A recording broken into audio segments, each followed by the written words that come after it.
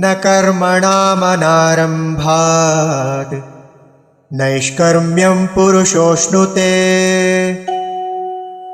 न च सन्न्यसनादेव सिद्धिं समधिगच्छति।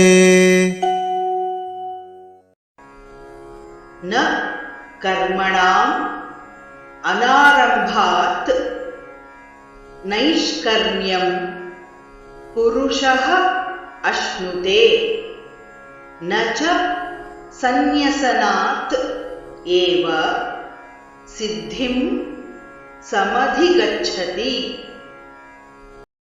न कर्मणामनारम्भात् नैष्कर्म्यं पुरुषोऽश्नुते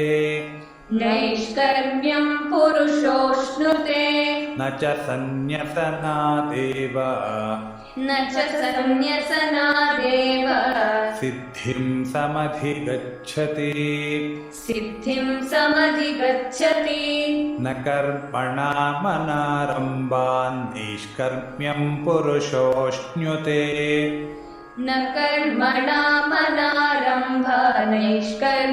पुरुषोऽश्नुते न च सन्न्यसनादेव सिद्धिं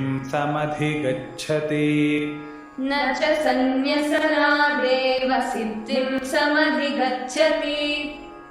न कर्मणामनारम्भान् नैष्कर्म्यं पुरुषोऽश्नुते न च सन्न्यसनादेव सिद्धिं समधिगच्छति। न कर्मणामनारम्भात् नैष्कर्म्यं पुरुषोऽश्नुते न च सन्न्यसनादेव सिद्धिं समधिगच्छति।